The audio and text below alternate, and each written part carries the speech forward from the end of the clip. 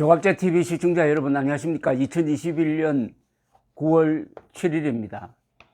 아프간 정부가 무너지고 탈레반 세상이 된 이후에 가장 큰 관심사는 아프간의 여성들에 대한 인권 제약이라고 그럴까요? 이게 어떻게 진행되느냐는 겁니다.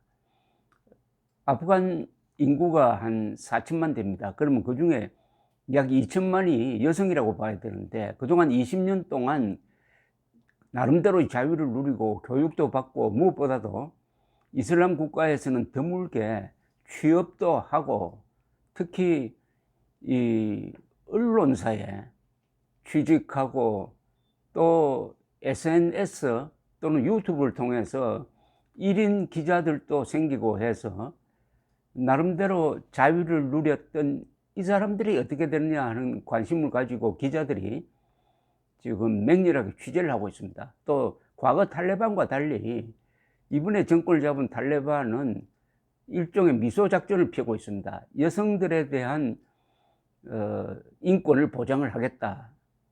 그러면서 외국 기자들이 취재하는 것을 현재는 막지 않고 있어요.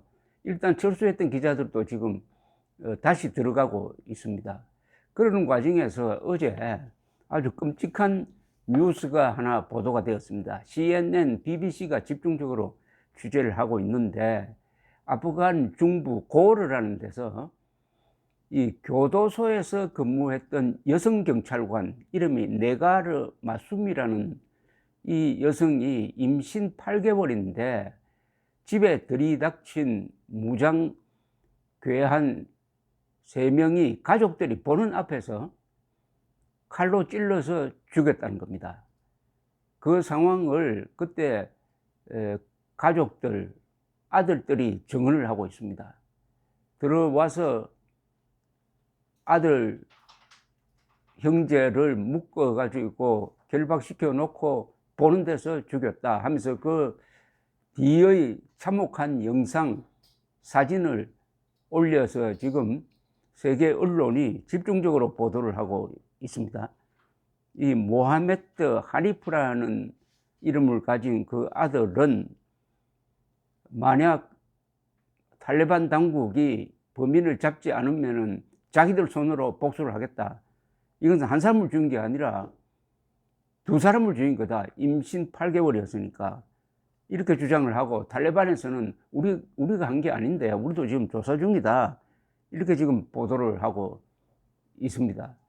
언론 보도는 역시 탈레반이 저지른 것 같다, 뭐 이런 이야기인데, 어찌되었든 이 여성들의 탈레반 집권 이후에 아프간 여성들의 인권 문제에 대해서 국제적 관심이 집중되고 있는 것은 그나마 다행입니다.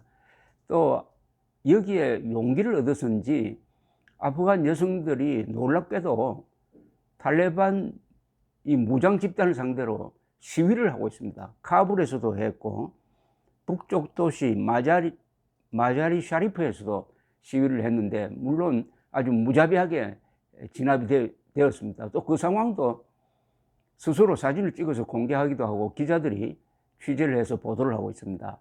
이 기자들의 역할이 바로 이런 겁니다. 언론이 이런 걸 보도를 하면 함부로 손을 대는데 그 무자비한 탈레반도 조심하게 됩니다. 그리고 시위를 하는 사람들은 용기를 가지게 됩니다. 그러니까 이 분쟁 지역에 기자들이 간다는 게 참 중요한 의미가 있습니다. 우리 언론도 이제는 탈레반으로 들어갈 수가 탈레반의 허가를 받으면은 들어갈 수가 있으니까 아프가니스탄 현장에서 생생한 보도를 해야 되지 않을까 하는 생각이 듭니다. 한편 이 사태를 보면서 더욱더 조 바이든 미국 대통령이 괘씸해집니다. 최근에 월스트리트 저널에 패기 누넌이라는 유명한 칼럼니스트가 바이든을 비판하는 글을 썼습니다. 패기 누넌이라는 이 여성은 레이건 대통령의 연설문 작성자였습니다. 레이건 대통령의 유명한 연설, 그 중에서도 명문 몇 개를 이 패기 누넌이 써놨다 해가지고 아주 유명한 분인데, 이분이 바이든을 비판을 하면서 책 하나를 인용을 했습니다. 홀브루크라는 유명한 외교관의 전기에 나오는 대목인데, 이 홀브루크와 바이든이 만나서 나눈 대화입니다. 홀브루크 이 외교관이 바이든에게, 당시는 바이든 부통령이었습니다.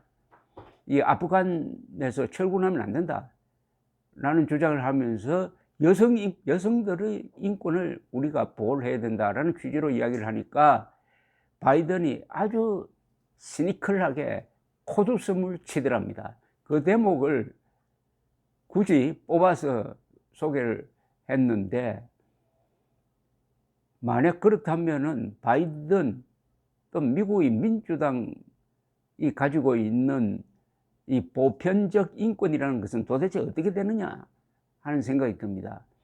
이 바이든은 가정사가 참 불행하죠. 다 아시다시피 델라웨어에서 아주 젊은 나이에 상원의원으로 당선된 직후에 부인이 교통사고를 만나가지고 딸하고 같이 죽었습니다. 그리고 그 장남이 이라크에 파병되었습니다. 돌아와서 암에 걸려서 죽었습니다. 아주 똑똑한 장남이었습니다. 어떻게 보면 정치적 후계자였는데, 근데 그게 한이 맺혀가지고 바이든은 공식적인 자리에서 자기 장남이 죽었다는 이야기를 여러 번 합니다. 저도 여러 번 들었어요. 특히 몇 주 전에 있었던 카불 공항에서 폭발 사고로 한 200명이 죽고 그중 13명이 대부분 13명 중에 11명이 젊은 해병대원이었습니다. 그 사건에 대한 대국민 연설을 하면서 또 아들 이야기를 꺼내고, 그 다음에 13명의 유해가 미국으로 돌아왔을 때 마중을 나가서 그 유족들 앞에서 위로를 하면 될 텐데, 거기서 또 자기 아들 문제를 꺼내가지고 그 유족 중에 몇 분은 그냥 방을 나가버렸다고 합니다. 그러면은 아들의 생명은 이렇게 자상하게 그리고 애초롭게 기억하는 사람이 아프간 철군을 결정을 할 때 아프간 여성들에 대한 고려는 전혀 하지 않았다, 이것 아닙니까? 그러면은 미국이 세계 자유의 등불로서 보편적 인권을 수호하는 역사와 전통은 어떻게 된 거냐 하는 생각이 들면서, 오히려 저 프랑스 같은 이 EU 국가의 인권관이 더 돋보인다는 생각이 듭니다. 이 인권이라는 것은 국경을 초월해야 됩니다. 지금 바이든이 보여주고 있는 것은 미국 사람들의 인권, 생명, 특히 파병된 젊은이들의 목숨을 반드시 지켜내겠다 하는 그 결의는 잘 보이는데, 그러면 아프간 사람들은 그럼 개돼지냐? 아프간 사람들은 이렇게 취급을 받아도 되느냐? 철군하면은 아프간 정부가 무너져가지고 그동안 자유를 누리던 여성들이 다시 암흑시대로 돌아갈 것이라는 것을 알 텐데, 거기에 대한 고려는 전혀 하지 않고 다가오는 9월 11일 이제 며칠 남지 않았습니다. 9.11 테러 20주년에 근사한 연설을 하기 위해서 그 날짜에 맞춰가지고 그것도 많지도 않은 2,500명의 미군을 빼는 결정을 했다가 이렇게 한 나라를 완전히 잃어버리게 되는 비극을 초래했는데, 그 구체적인 피해 사례가 바로 8개월 임신부를 가족들이 보는 앞에서 무참하게 살해했다는 이 뉴스입니다. 새삼 우리를 지킬 사람은 우리밖에 없다는 결의를 굳히게 하는 이야기 아니겠습니까? 감사합니다.